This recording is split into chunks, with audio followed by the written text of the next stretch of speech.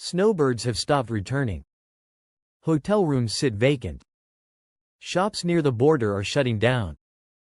But this isn't just about missed vacations. Canada's quiet tourism boycott is dismantling entire American towns. Communities that once thrived on Canadian spending are now facing an economic freeze they never anticipated. Some states are bleeding billions. Others are watching ski resorts, golf courses, and sunny beach towns turn into deserted shells of what they once were. Which state is hurting the most? And could your own town be next in line? Stick with us, because these are the 10 U.S. states being hit the hardest by Canada's silent pullback. Number 10. Hawaii. Paradise is in trouble, and fast. Hawaii, once the ultimate winter getaway for Canadian snowbirds, is now watching its peak season quietly collapse. Bookings from Canadian travelers are down 14% as of mid-February 2025. That may sound modest, until you remember that Hawaii heavily depends on international tourism. Hotels in Maui are half empty. Tour guides are scrambling for clients. Vacation condos that used to book a year in advance? Now collecting dust. With tourism accounting for nearly 20% of Hawaii's economy, the loss of even one major market sends shockwaves. That ripple is crashing into small businesses, cafes, and workers who count on Canadian dollars to survive the off-season. There was no warning, and there is no fallback plan. So the real question is, can Hawaii survive if its most loyal tourists never return? Because on these islands, when the planes stop landing, everything starts unraveling. Number 9. Texas. One of the most visited states by Canadians is now one of the hardest hit.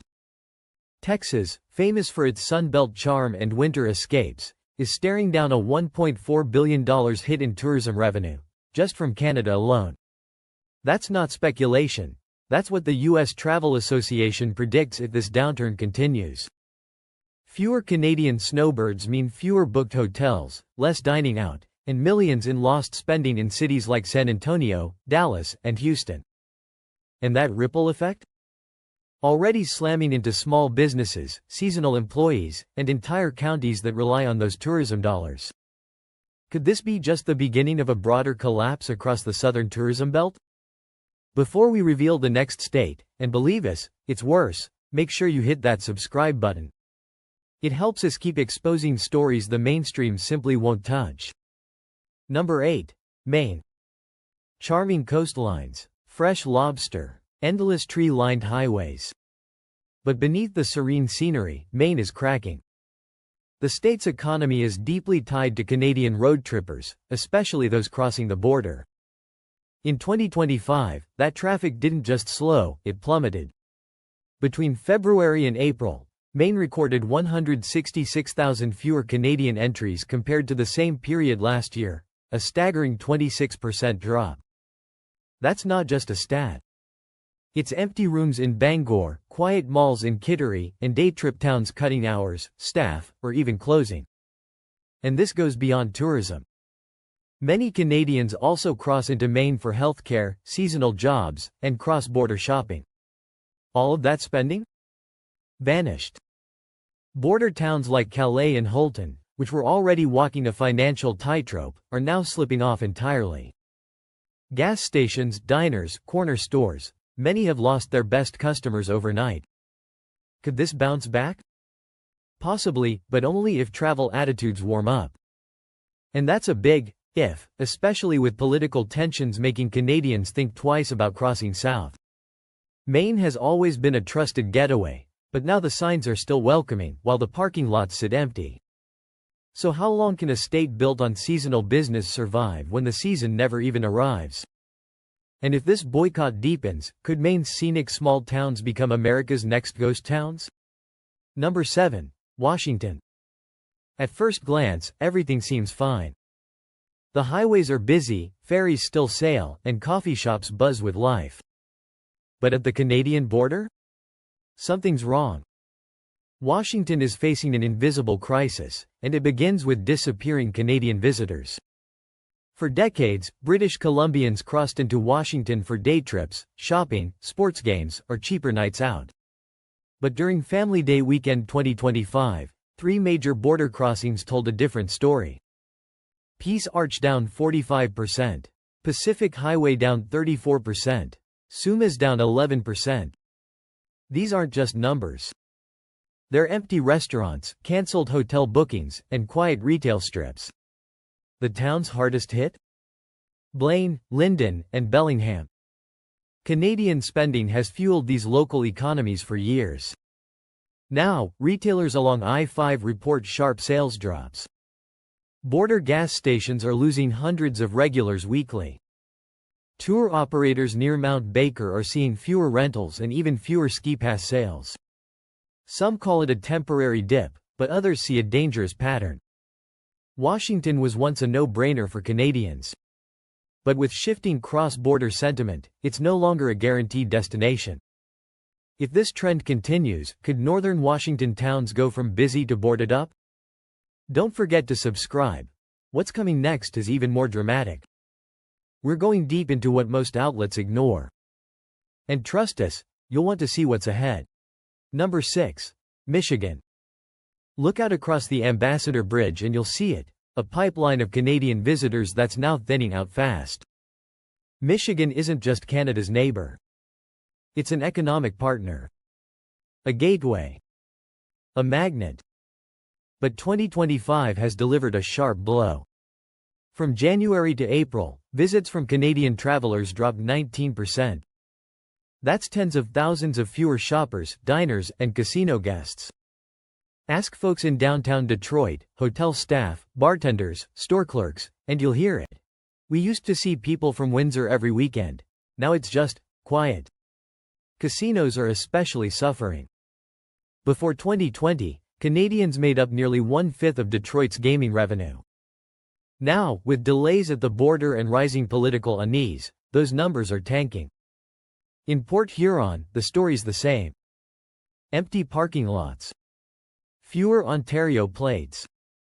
Slower weekends at outlet stores. This isn't just a border problem. Canadian money flows deep into Michigan's economy. From manufacturing contracts to lake tourism, everything's connected. Fixing it?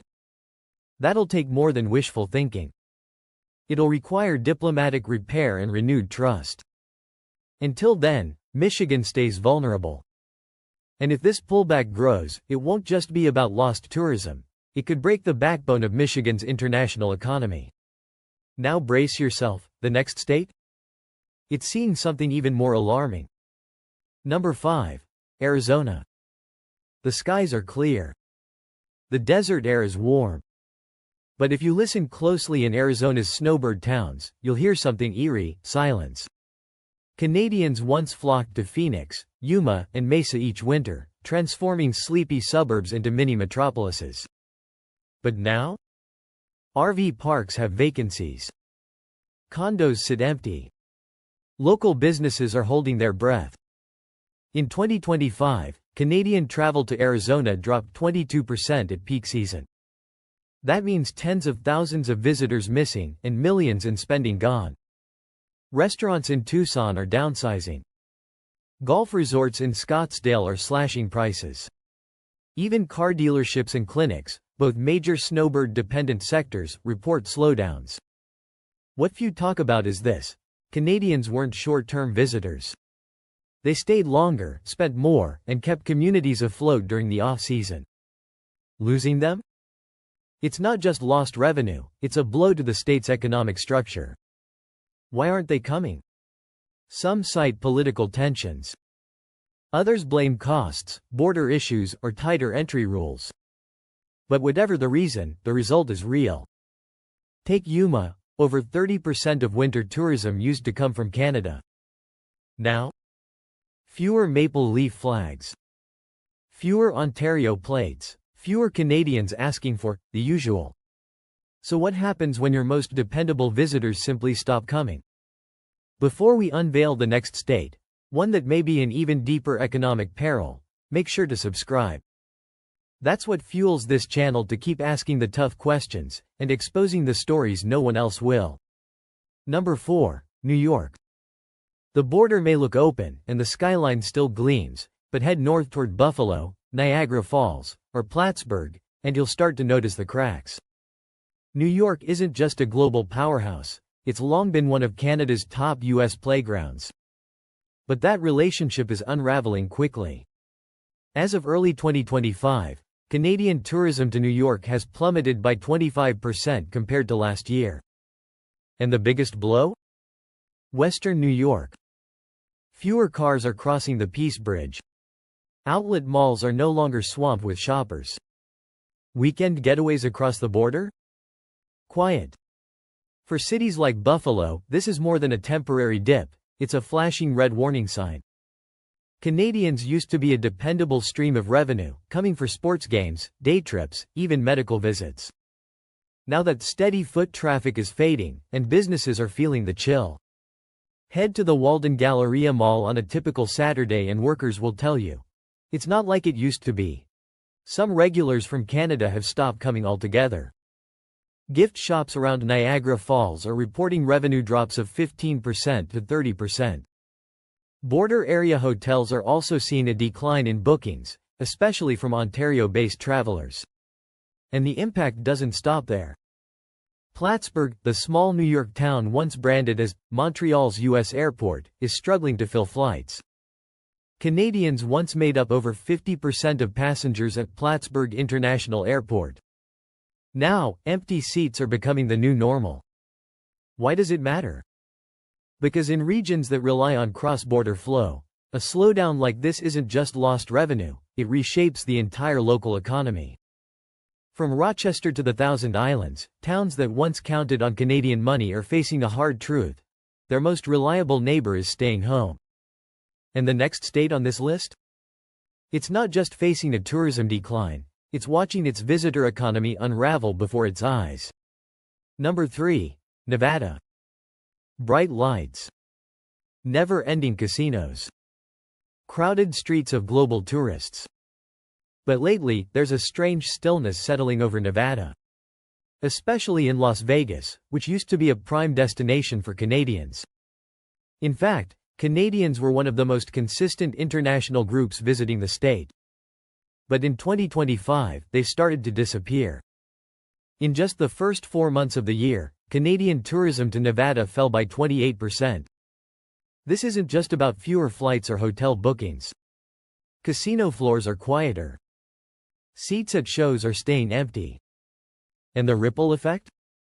Growing fast. Resort workers on the Strip are whispering, "We used to see Canadian crowds. Now we're just hoping they come back." Places like Laughlin and Reno, once propped up by Canadian winter travelers, are hurting even more. RV parks are facing cancellations. Seasonal rentals are sitting vacant. So what's causing this pullback? Yes, high exchange rates and travel alternatives inside Canada are factors. But also, rising political tensions and uncertainty are driving some Canadians to stay away. Here's the deeper issue. Nevada depends on Canadians. Before 2020, nearly 1 in 10 international visitors to Las Vegas was from Canada. And they weren't just tourists, they were regulars. Repeat visitors. Loyal gamblers. High spenders. Without them, many resort business models become unstable, especially now that even American tourists are tightening their wallets due to inflation. It doesn't end there. Even niche businesses are feeling the strain: wedding chapels, helicopter tours, luxury boutiques, all scrambling to fill the Canadian-sized hole. And perhaps the scariest part? This doesn't feel like a seasonal dip. It feels like a fundamental shift, one that could force cities like Las Vegas to rewrite their entire strategy for attracting tourists. Before we reveal the next state, which is losing more than just visitors, hit that subscribe button.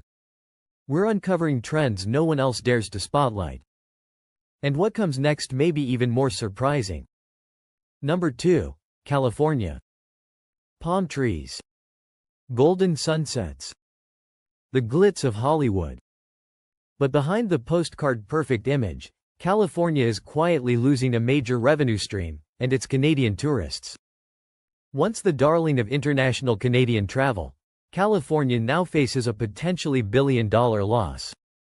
In 2025, Canadian visits to California are down 21% statewide. But in places like San Diego and Santa Barbara, the hit is even worse. Tour operators, hotel managers, and even airport officials are seeing the same trend: fewer bookings, shorter stays, and reduced spending. This matters, because Canadians are not casual travelers in California.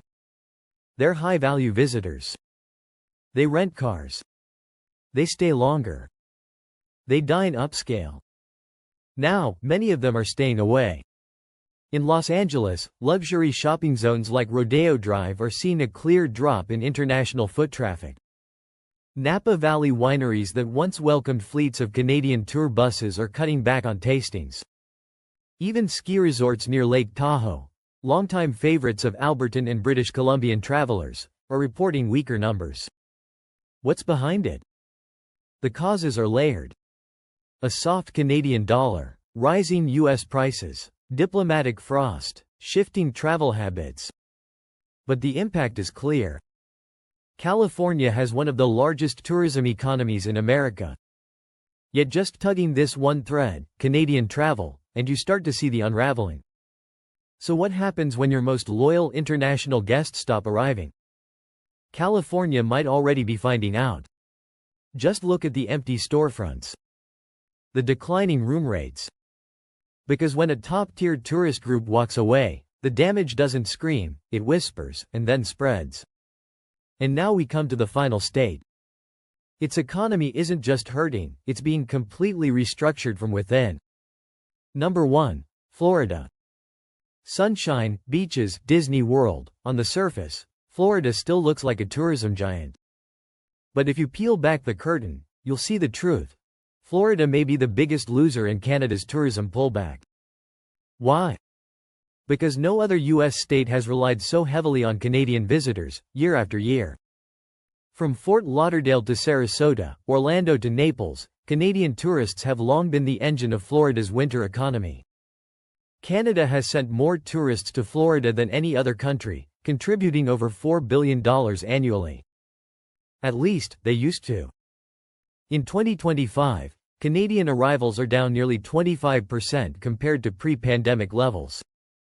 And unlike some countries, Canada's recovery isn't coming. The ripple effect is hitting everything.